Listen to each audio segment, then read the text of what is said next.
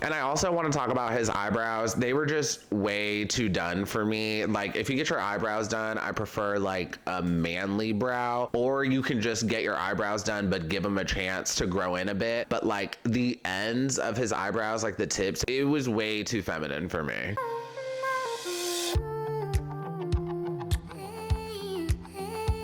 Hi everyone, my name is Demetri and welcome back to DemetriTube. The Bachelorette, men tell all. Let's talk about it. As always, if you're enjoying my videos, please go ahead and pound that like button, pound that subscribe button, and ring that notification bell. I'm a growing YouTuber and the likes and subscribes really help me out. And please, if you are watching this and you are not subscribed to my channel, please subscribe to my channel. I am 13 subs away from 1.5K. Can we please make this happen before September? I'm trying to reach that 1.5K and I'm so close. I work so hard on this channel and I bring y'all tons of content. I swear the subscribe will be worth it. So don't forget to pound that subscribe button.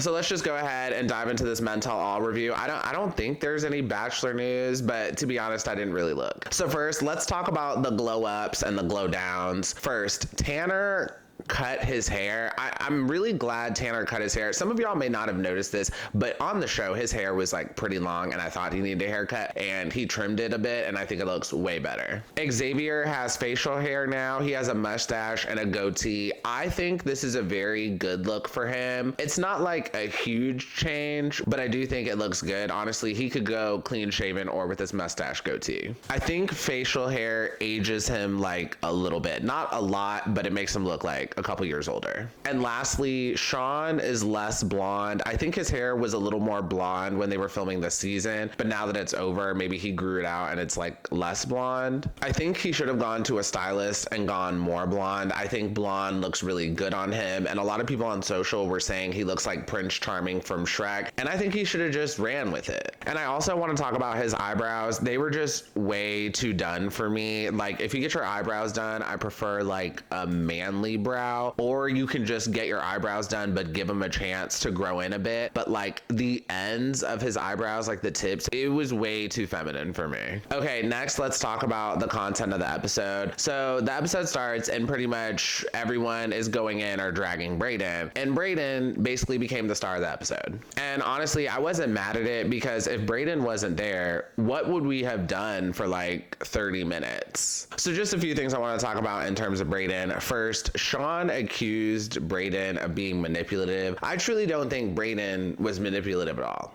He was just being himself. Next, a lot of guys came for Bryaden and were upset that he came back and stole more time before his exit to talk to Charity. And Bryaden admits that he wanted to apologize to Charity and get closure. And that's what I thought when I was watching his exit. He just wanted more closure. And then it was either Sean or Adrian, I don't know which one, said that Bryaden didn't need to do all that. He didn't need to come back for closure or something like that. And I just disagree with that. First, it definitely shows the age difference between Bryaden and some of the guys. As you get older, there's like less of a need for closure. And also at the same time, in America, we just have this huge ghosting culture in terms of dating. So when someone actually tries to get proper closure and puts effort into closing a relationship properly, I actually appreciate that. Next, if you made it this far in the video, please go ahead and pound that like button for the YouTube algorithm. Next, Tanner at one point said he was jealous of Brayden's experience, and I thought that was really weird because I think Tanner stayed 2 or 3 episodes more than Bryaden did. Like, why would you be jealous of his experience? Like, that didn't make sense to me. Next, Bryaden ran this reunion, and when Jesse Palmer put him in the hot seat, this man delivered, and we need to applaud that.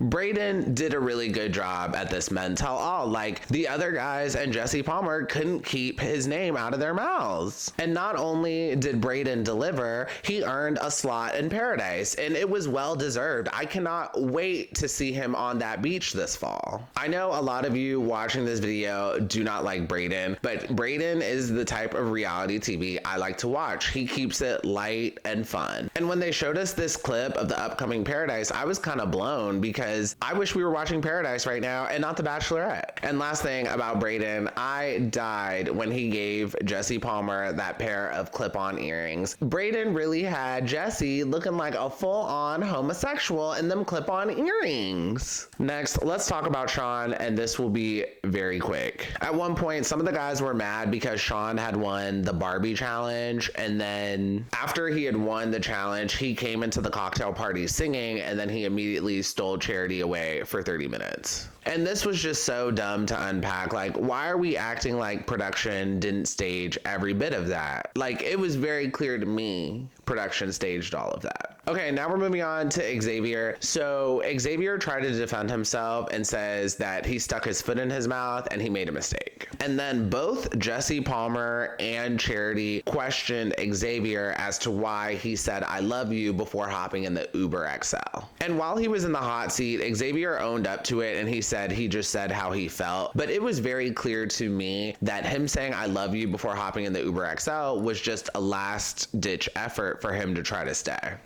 And it didn't work. And at one point, Charity claps back at Xavier and says he should have said something earlier and he didn't see himself getting on one knee. And I completely agree with this. When Charity and Xavier were in Washington State and they had their one-on date, Charity explained that fidelity was very important to her. Xavier should have brought up his cheating past then, but he waited until Fantasy Suites. And then when Charity says Xavier didn't see himself getting on one knee, I agree with that too, because later on in the episode, Xavier says his heart was there, but his head was not completely there. That is proof he was not going to get on one knee. Sir, both your head and your heart need to be in agreement when proposing to someone. If it's not, you probably shouldn't propose to them. And a lot of people in my comments last week felt like Xavier was just trying to push Charity to break up with him. And that head versus heart comment very much made me feel like that was true. And then to wrap up with his Xavier, before he leaves, he goes to grab something from backstage and he made Charity a knitted rose. And I thought this was very lame. Next, they pan to Captain Tom from the 2-on-1 alligator date. And when Jesse Palmer spoke to him for a moment, I just thought, wow,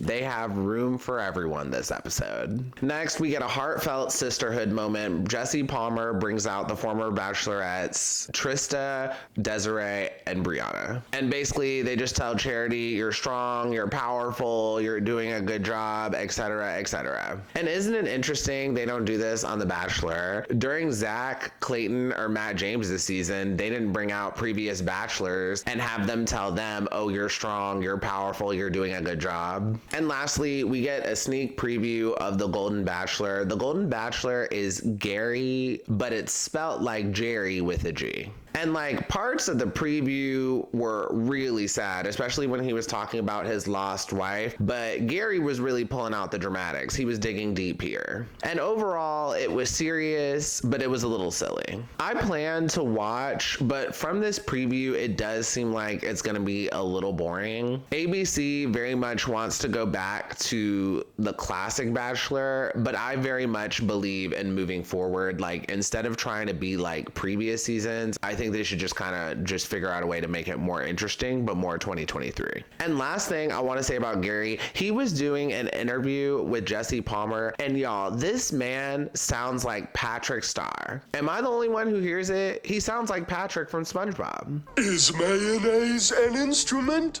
No, Patrick, mayonnaise is not an instrument. Oh, it's a whirlwind the last couple of weeks. I mean, I feel like the last ingredient going into the blender for a smoothie, and your finger's right on the button to start it. And finally, to wrap up the review, so we got a sneak peek of Charity's finale, and it very much looks like she's gonna bring back Aaron, and I low-key think this is a little bit of a mess. She told both Joey and Dotun, I love you, and she took them both to the Fantasy Suites. So for her to bring back another guy is pretty wild, because Charity, you can only choose one. And that is the end of the episode and the end of this review. If you enjoyed this review, please go ahead and pound that like button, pound that subscribe button, and ring that notification bell, and I will see you all next time. Have a good one. Bye.